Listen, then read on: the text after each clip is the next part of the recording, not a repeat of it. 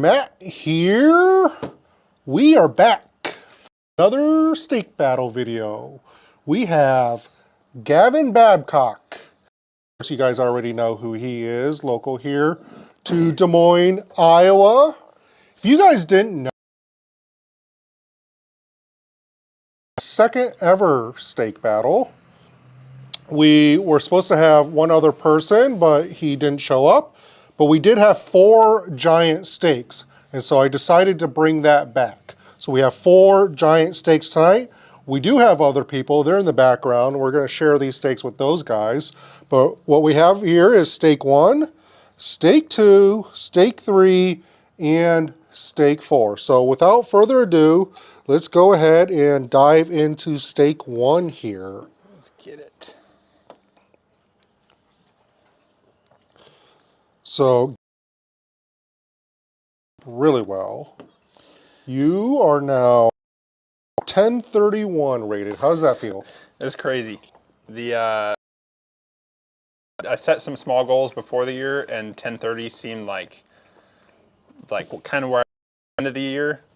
And it's, I don't know, my play's just been very good, like pretty early in the season, and it's just been maintained.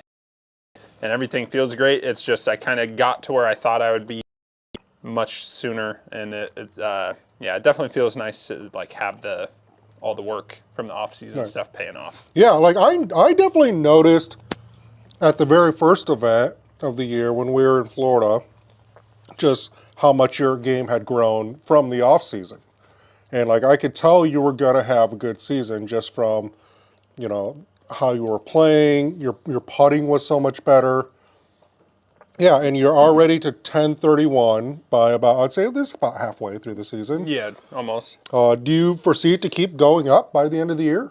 Yeah, I mean, I would like it to, because although I've been playing super well, there's always those, it seems like even back when I was just 950, 970, like there's always those few strokes that you really feel like were just super easy mistakes that you can clean up. So where those are getting less and less, but every round I still feel like I have a handful of shots that I could have capitalized on, and I feel like until I get to the point where those are really no longer, or I'm only having 1 or 2 of those, I definitely would like to keep seeing that climb. Nice. We'll dive into steak 1 there. Yeah, it's been really cool to see it start to pay off. I've always said, like, you've always had the athletic ability. You just kind of had to learn a lot of the golf game side of it. And it seems like it's really starting to come together now. Let's go ahead and dive into steak 2 here. What do you think are like some of the main reasons why you think you're playing as well as you are now? Well, one, we were kind of talking about it the other week, but I think I'm finally getting my body tuned to like you said, how I finally kind of look like a disc golfer on camera. I'm finally getting my body loosened up enough from all those years of being so stiff and wrestling and everything, and finally just kind of getting mobile and getting looser, and that's been easier to kind of translate into form work. And I've also just, I mean, shout out to Gannon. He's helped me kind of fully understand the backhand and where you need to be looking when things are off. And I feel like doing my own research and through his help, I've really just understand form and why things work the way they do so much, and just kind of almost have to obsess about that until I find what works for me. And I've kind of just found what's been working this off season and was able to translate it pretty well. Yeah, it's definitely working. You are now the highest rated Gavin. You are 1 point higher rated than Gavin Rathbun, for those of you guys didn't know. But at 1031, like, I think ever rated Iowan. Mm-hmm. Which is pretty impressive, because, you know, we obviously Callaway's been up there in the 1020s. AO got to about 1020. But that's all we had for a while, and no one even really touched 1030 until Gannon. But, you know, everyone kind of expected that. Now you've gotten up there. That's kind of elite of the elite. You know, there's not a lot of 1030 rated players. Do you see yourself possibly getting to 1040?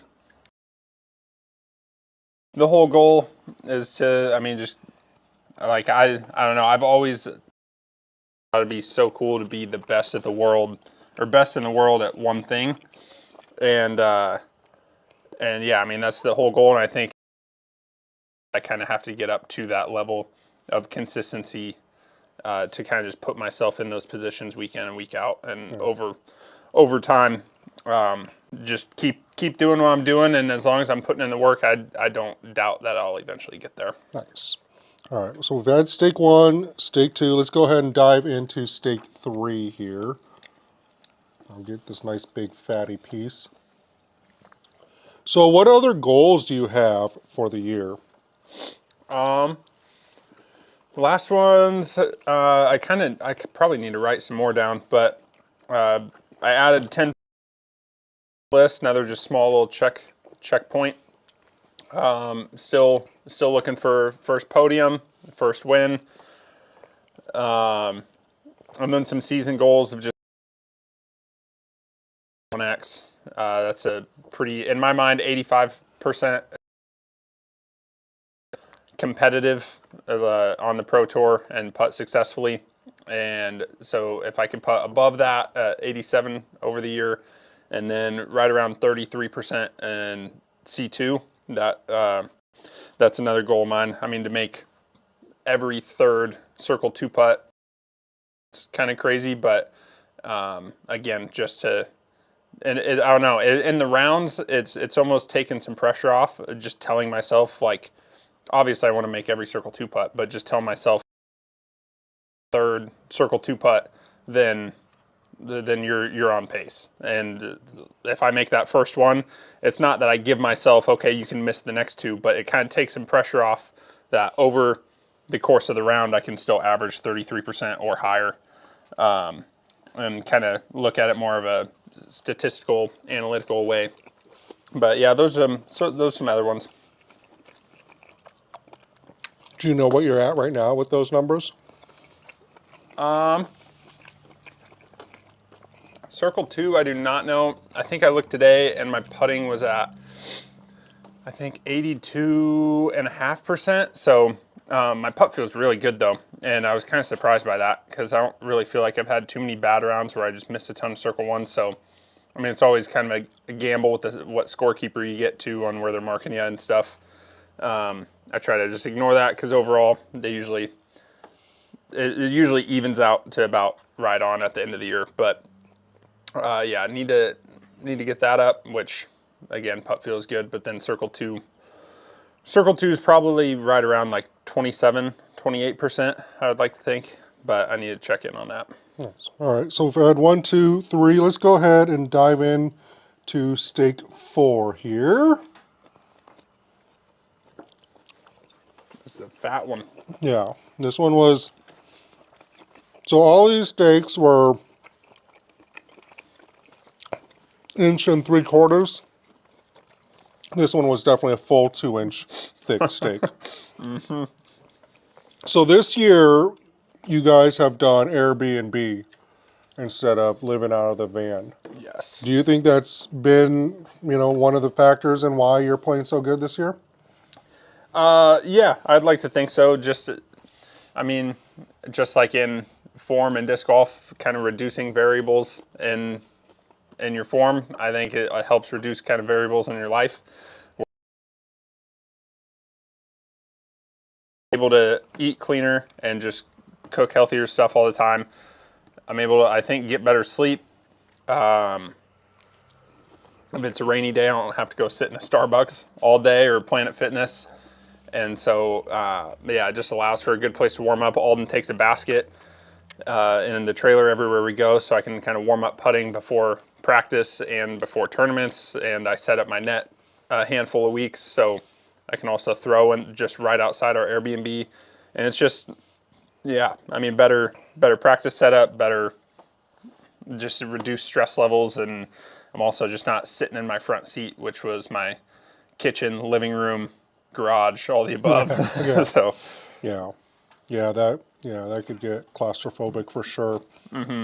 Yeah, I think it would definitely help. It's been weird to see like the transition of disc golf from, it used to be everyone just found people to stay with. yeah. And then it switched to everyone started doing van life. And there was a lot more, and there's still a good amount of people that van life. But now we've started to see, and it seems like there's enough money in the sport now where people can Airbnb it. You get a group of guys and Airbnb it week in, week out, which it seems to be, everyone seems to really prefer that because you do have kind of an actual like home base, like a nice shower, and you're not, sleeping in your van or whatever. Yeah, and you just have a good group, most people just get a good group of guys that they enjoy being around, and it's easier to kind of, you see them go outside and putt, and then now you're like, all right, damn, I should probably go outside and putt a little bit. And it just kind of like the little things that you don't even realize that push you and kind of hold you accountable just kind of tend to do just by watching how other people act, and then if that makes you feel a certain way, then you better take care of it. So. All right, so last year at the Des Moines Challenge, you were really close to winning. I think you were in the lead after the first round. Mm-hmm. And then the second round got canceled. And then would you finish? Like I ended up getting third. Third? Yeah, it was like. So you have gotten a podium finish. Yeah, I have. Just not this year. Yeah, just not this year. All right. Do you think Des Moines is probably your best chance at a good win?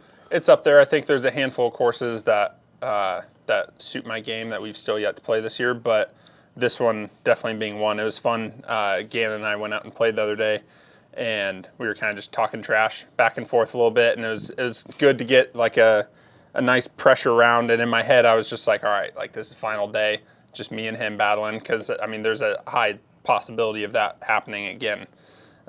Obviously, with the way he's playing and how comfortable I feel at the course. But yeah, the finishing stretch now is no joke at that course. There's not going to be a cakewalk for anyone who's in the lead. But yeah, I like my chances at this course more than any other. So I'm looking to just get everything feeling good going into the week, and it should be a good time. Nice. So yeah, in 2 weeks 2 weeks we'll find out. All right, so we had stake 1, stake 2, stake 3, stake 4. You know the deal. Let's hear what your favorites are. I think I'm going 2, 3, 4, 1. 2, 3, 4, 1. All right, so stake 1 was this Be Extreme Trust in the Dust stake dust. Okay. So I got this at the Kansas City barbecue store. It was on sale for half off. That's probably the reason why. I agree. It was probably my least favorite as well. Stake 2, though, was this Q39 steak seasoning. So Okay. Q39 is a barbecue restaurant in Kansas City.